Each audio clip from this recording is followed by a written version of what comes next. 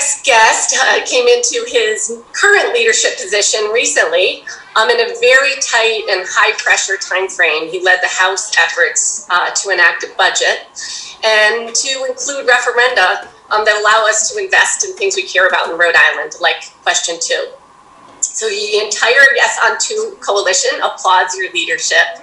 I'm really happy to introduce the Speaker of the Rhode Island House of Representatives, Joe Shekarchi. Thank you, Director. It's always a pleasure to be here and support these great initiatives that you have always championed. And I want to recognize all the wonderful leaders on the call as well. There are many colleagues in the General Assembly, many good friends. I see Senator Goodwin on the call, and she was a champion of the Greenway project for the Woonsoquatucket Riverway. It's not easy in these difficult times to spend money, but I tend to agree with Treasurer Magazina. Now is the time.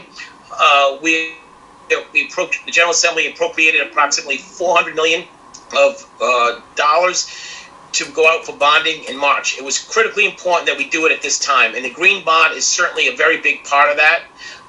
From a personal standpoint, I just love Rhode Island. I'm the eternal optimist, I like to say.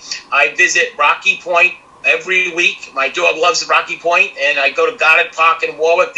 They're beautiful, scenic, unbelievable gems that Rhode Island should cherish and nurture and grow. And I couldn't be more proud to support all of the initiatives in the Green Bond, including the dredging of the Providence River. That's critically important for the economy and to get the ships in and out of Providence. We need to continue that. It also is cleaning up a tremendous amount of pollution and, quite frankly, junk, refrigerators and stoves we find in the Providence River. It's really heartening to see it finally get cleaned up. So I'm proud to support these efforts.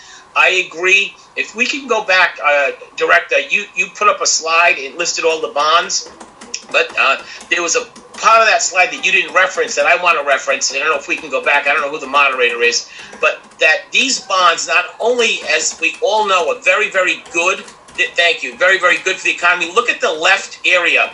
9.4 million visits, $311 million in consumer spending to Rhode Island's campgrounds, beaches, and parks, and 3,700 jobs yearly.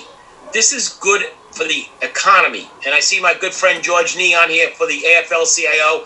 So there are times when we can be very supportive of the economy by also supporting the environment.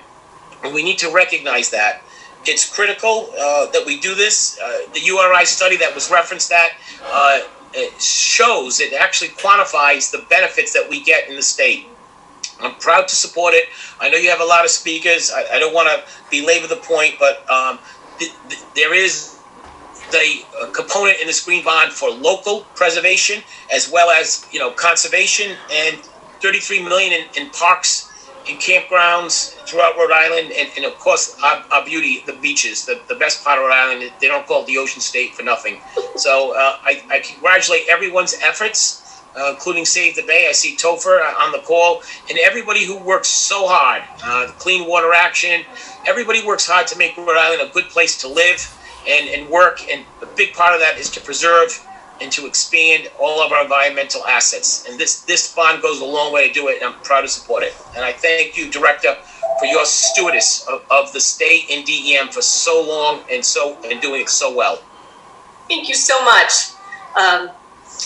Really, our parks and local areas are one of the things we do best in Rhode Island, and we definitely saw in this last terribly hard year that people were looking for places to recreate and restore outdoors all year, including even on days like today.